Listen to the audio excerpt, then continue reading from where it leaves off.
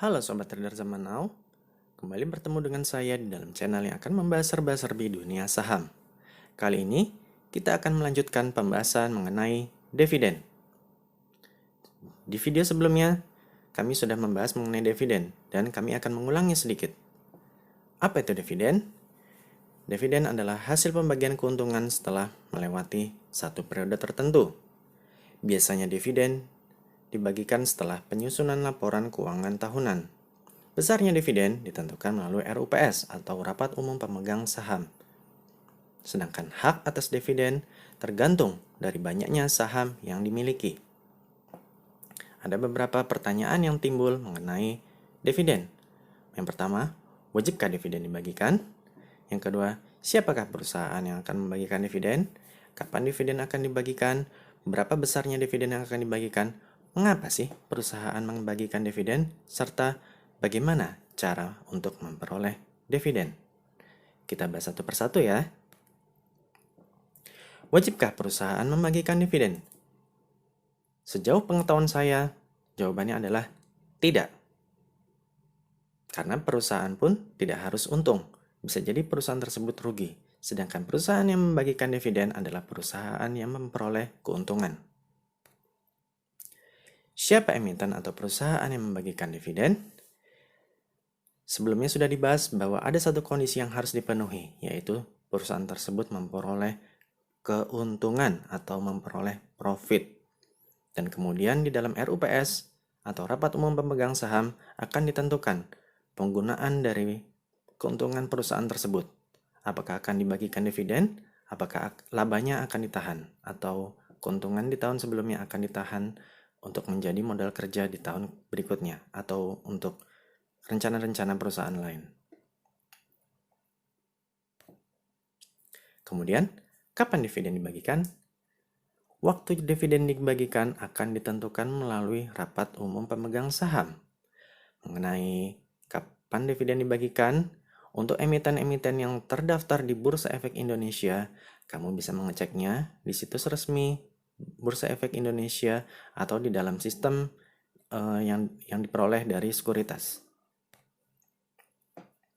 Berapa besaran dividen?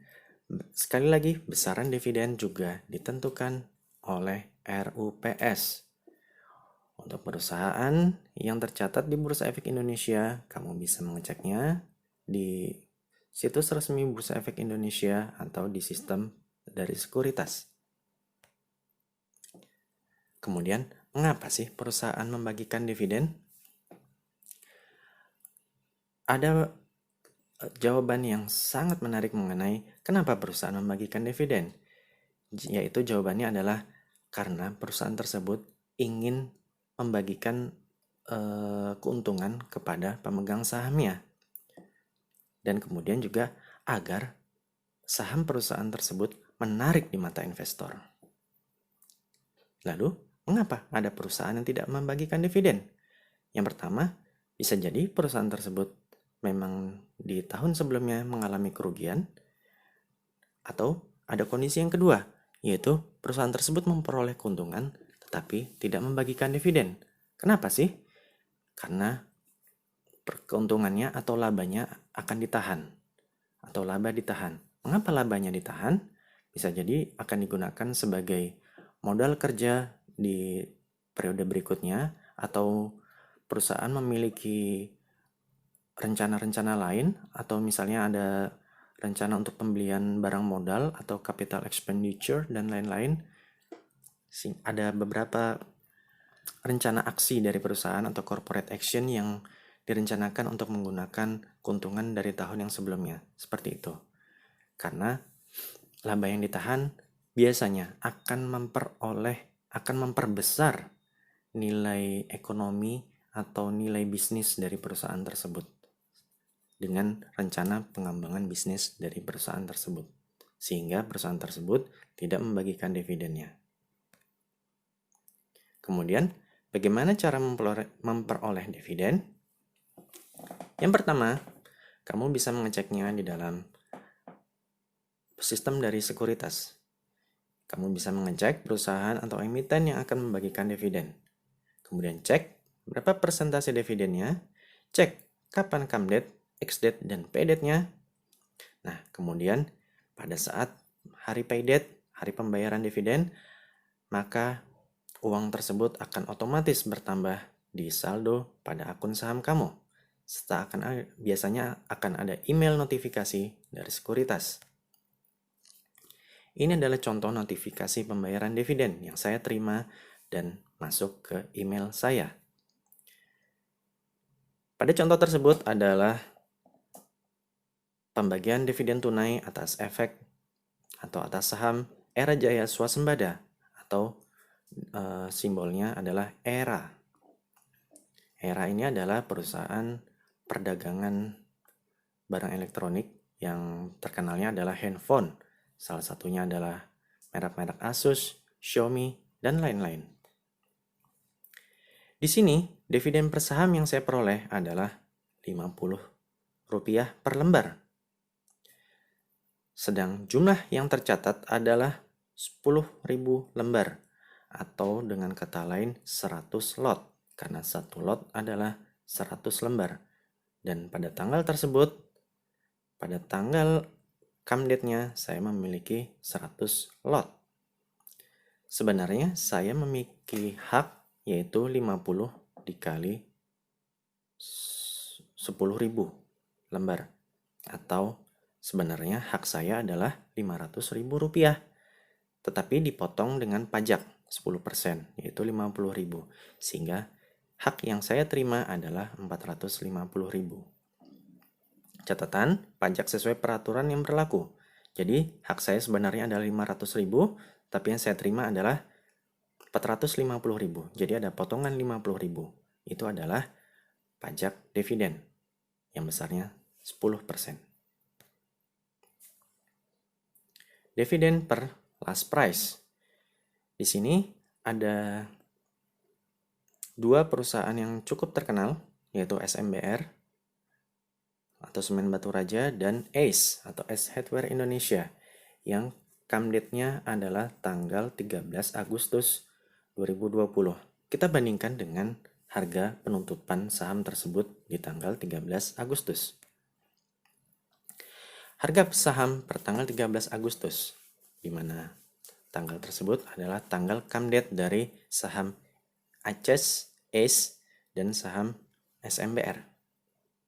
Saham ACE closing di harga 1.635. Dividennya adalah Rp18,1 per lembar saham. Sehingga dividen per lembar sahamnya jika dibandingkan dengan harga penutupan di tanggal 13 Agustus adalah 1,107%. Apa yang terjadi di hari berikutnya atau di hari ex-date-nya? Harga closing dari saham ACE pada tanggal 14 Agustus 2020 yaitu dia penutupan di harga Rp1.600 atau saham tersebut turun 2,14%. Sehingga bisa disimpulkan bahwa jika saya pada hari penutupan tanggal tersebut, tanggal 13 Agustus 2020, saya memiliki saham ACE, maka saya akan memperoleh dividen sebesar 1,107%. Tetapi jika saya jual saham ACE tersebut di tanggal ex-date-nya, di mana itu adalah tanggal 14 Agustus 2020, maka saya akan mengalami kerugian sebesar 2,14%. Dividennya nggak nutup nih. Kemudian, contoh lain adalah SMBR, yang CAM-date-nya sama di tanggal 13 Agustus, dan ex-date-nya sama juga di tanggal 14 Agustus. SMBR closing di harga Rp498.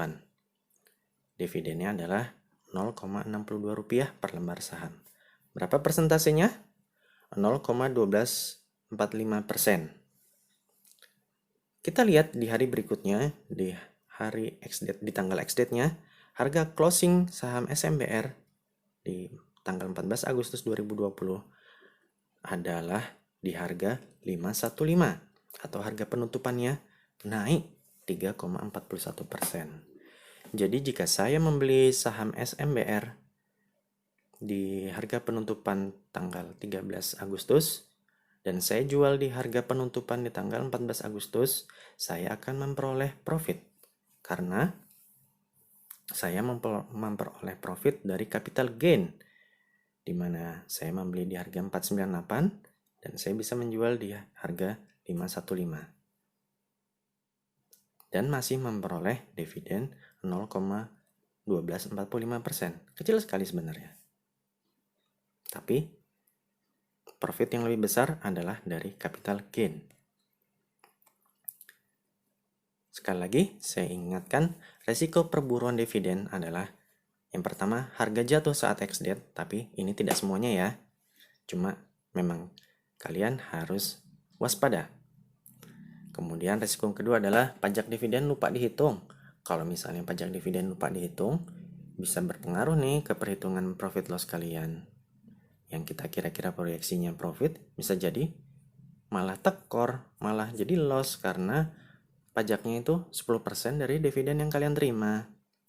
Dan jangan lupa bahwa penjualan saham tetap terkena broker fee.